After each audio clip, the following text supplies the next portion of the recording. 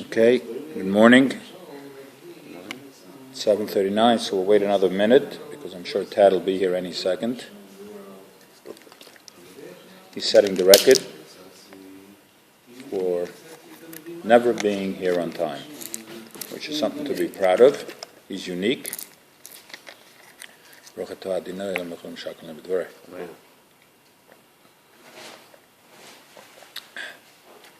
Apologize again for not bringing you guys coffee, but I thought you'd all appreciate watching me drink.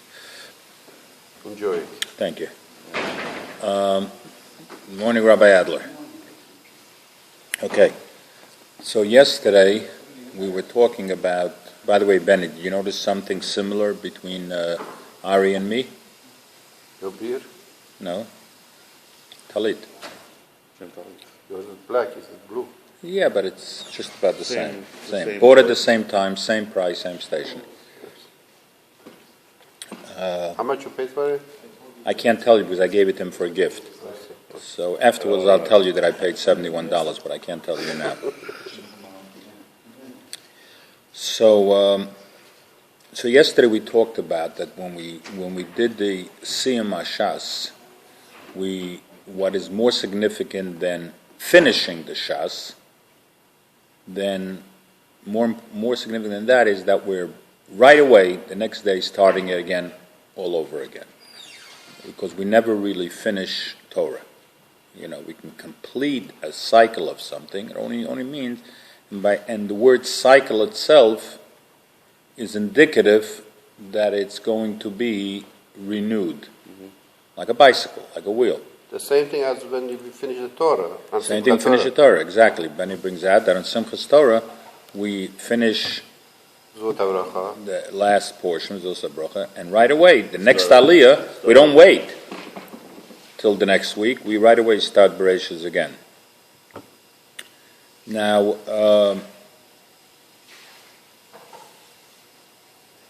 and we're now holding in the Mishnah Berurah by the halachas, the laws applying to Krishma.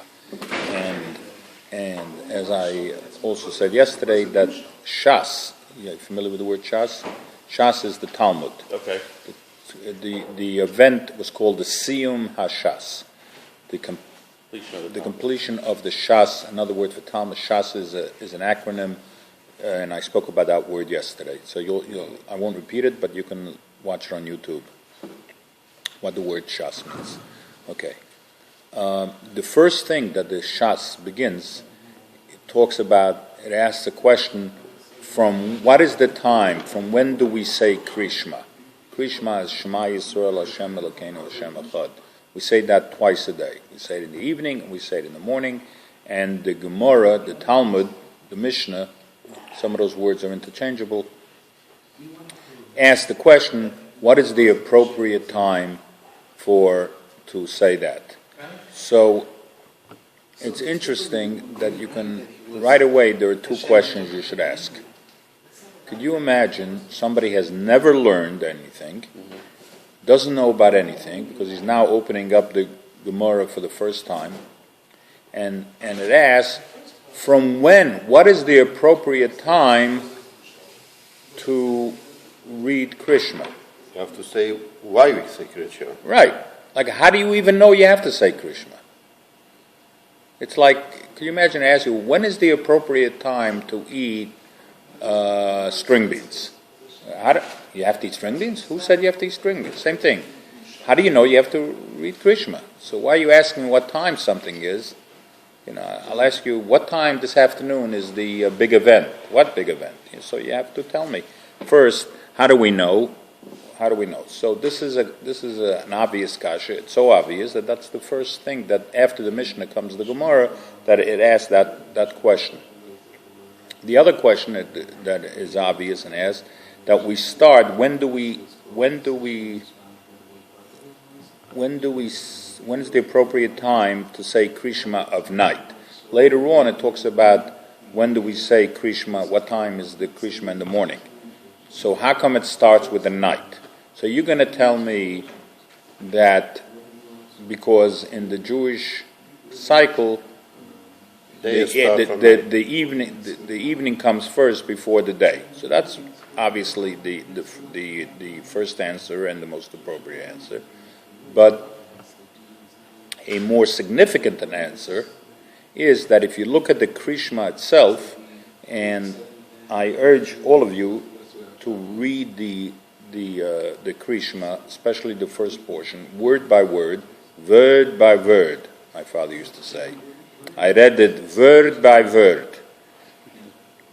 And each word is significant, and you really have to concentrate on every word. And if you follow the words, it says that you should do it b'shachbecha u'v'kamecha, at the time that you go to sleep and when you wake up. So here the Torah is telling you clearly that that's the order of things, that you should start with Krishma at night and then day. Yes? But maybe it's a Veshinantami to teach, to learn, doesn't mean. Maybe it means go learn Hilchot, I don't know, how to behave, how to do other things. Why especially it goes back to creation? You're right. And that's why some people say that it does not have to be this. Take any portion of the Torah, you learn it, you teach, that's your Yotzei. But in order to make all Jews do the same thing at the same time, we've designated this portion. The other question I have is, when it says at night, yes, does it necessarily mean before bedtime? Okay, so that is the question. So that is the question that the Talmud, the Shas, begins with. When is the time? And it gives you specifically time. On the clock, exactly. It tells you when. Those days they didn't have clocks, so they were able to figure out through the sun and the moon, they were able to figure out how many hours were daylight and how many hours were evening, and based on that, they were able to come up to a very, very finite calculation of all these times. I believe it's the Vilna Gaon gives another reason why we start with the nighttime one. Because what is the first mitzvah that a person is required to do in life? I was going to say circumcision. Okay, so a person is not required to do any mitzvahs until he's bar mitzvah. And when does it become bar mitzvah? At night. So right away, first second that he becomes bar mitzvah, nighttime, the minute night hits, he has on him the obligation of Krishma. So right away, we teach a Jew, right away, the first minute you become, you can't, all the other mitzvahs is dependent on a certain situation and a certain time and a certain place. But here, as soon as anybody who's become bar mitzvah, 8:02 p.m. is nighttime. You become bar mitzvah, say Krishma. So Krishma is like emuna to. Krishma means Kabbalas ol malchus shemayim. You accept upon yourself the yoke of the King of the heavens and earth, and that you're acknowledging that you're a Jew, and that you're ready to submit yourself to Hashem, regardless of cost, and in some cases, regardless of life itself. That you have to give yourself to God. And in fact, we hear many stories, and of course they're true, that Jews that right before they were put to death, right before they were in a situation where they knew they were about to expire, the last words out of their lips were Shema Yisrael, Hashem Elokeinu, Hashem Echad. You should really understand those words. There's a lot of meaning that goes through with that. If you look at the Siddur, you see that the word Shema, open up the Shema, Ari.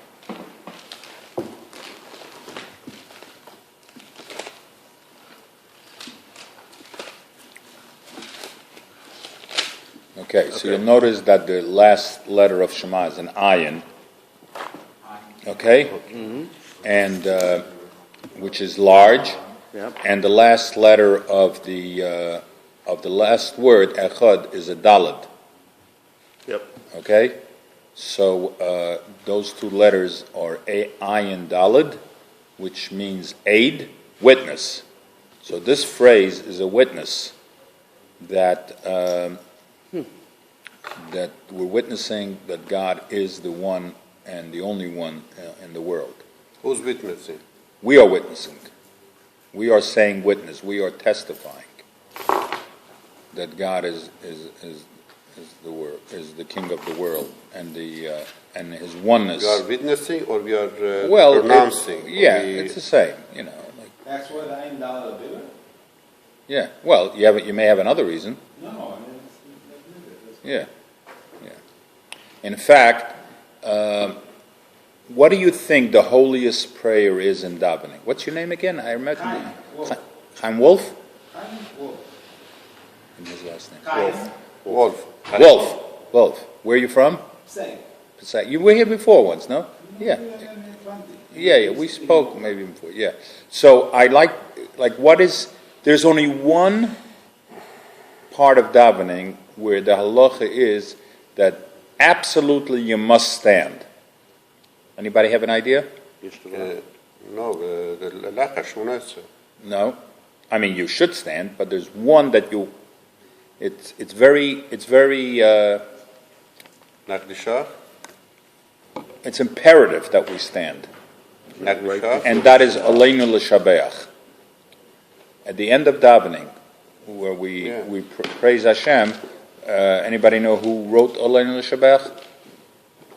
That was written by Yeshua, the successor to Moshe Rabbeinu. He wrote Aleinu L'Shabeach as he went into Eretz Yisrael. And it's interesting that Aleinu... Excuse me? How do you know that? I remember. I was very young, but, I remember. He was a witness. They said Yisich. Sure. So Aleinu starts with an ayin, and what's the last word in Aleinu? Has to be a dalid. Okay? And then Al Ken Akavas starts with an ayin, and what does it end with? Shema Echad with a dalid. So here again you have the witnessing. What? Now you have two witnesses. Now, two witnesses. If you have two witnesses that say one thing, Ari, and you have 7 witnesses that say the opposite, who wins? Makes no difference. 2 is the same as 2 million. Okay? And so let's say 10 people say no. That's wrong. Makes no difference. We don't go according majority No, doesn't go that way. For judgment in the court. No, in a court. In a court. No. In a Judges court. don't believe 20 more than they do 2. In the Jewish court. In the English court, I'm not so sure about that. Maybe Edim Zomamim. Edim Zoman is something else. Edim Zoman means that if 2 people say, I saw Bob steal a car in Atlantic City on this and this time, this and this day, and 2 other witnesses come and say that, how can those witnesses have testified that those witnesses were with us in Las Vegas at the time? So they are basically... So maybe the second one lying. Oh, it could be, but that's the way it is. That the second one kills off the first one. But if 2 witnesses come and say, how can you say Bob stole the car on this and this day? Bob was with me on that day. That's not called Edim Zoman. Or how can you say that Bob stole the car wasn't even there? That's also not Edim Zoman. It's only Edim Zoman if the second set of Edim say that the first set of Edim could not have testified it because they were not there. Maybe No, they were with me. They're with me. Yeah, they're with me. That means the only way they can say they were not there is they saw them somewhere else. Maybe the third Edim they come, they're going to say, what are you talking That's about? right. That's right. Keeps going. Right. But he says it doesn't make a difference if you challenge the facts. You can't Right. challenge Can't- the facts as well. You Right. challenge the ability to Right. bring sin. Right. Okay. So why did you say if the Shema about the Ed? What did you bring up about Elena being standing? Oh, because Elaine is a very holy prayer, and it's one of the holiest prayers that we say at all, and that's why, out of awe and respect, we should stand up for that. I may have told you, Oleinu, I told you Oleinu is Yeshua, and it's encoded in Oleinu itself. I don't want to take the time right now, but his name is encoded in Oleinu. And Al Kenekava is written by somebody by the name of Achan, and the first three words, Al Kenekava, the letters spell Achan. Achan was a person who he stole from the booty of Jericho, and they sentenced him to death, and right before they killed him, he made this prayer, and basically the prayer is, he did tshuva, and he says that he's hoping, we should all hope for the coming of Mashiach, and where we can all see the glory of God, and his name will be one, and that's why we say this prayer. I learned this morning, yes, the Gemara says that if someone does an Avera, and he has Musha, or he has Charita, or embarrassment from this Avera, he's not only forgiven for that Avera, that they forgive all his Averas. So, Achan did his Charita, his Tshuva, you're better off even than before you did the Avera. So we should do all kind of thing. And well, not only that. When we do an avera, and we do tshuva, if we do the real tshuva, the avera becomes. Did you just say this? The avera becomes a mitzvah. I know you said that. Yeah, you must all the other. Yeah. So the more averas you have, and if you do real tshuva, those averas become mitzvahs. So let's start from today. Let's start from today. Okay. That the problem you don't know you're going to leave it today. Okay. I recently heard something that I actually heard it this weekend from Rabbi Hammer, who was here for this weekend, that he said that Rabbi Sholem Hammer from Eretz Yisrael, he was here for the weekend, and he spoke at different shuls at different times. Most of the people here heard him. In Hebrew? Excuse me, he spoke in English. Yeah, he's an American who made Aliyah 22 years ago, and he's a chaplain in the IDF, and he has a yeshiva, and he teaches there, and he's just a phenomenal speaker. He spoke about how the army is there's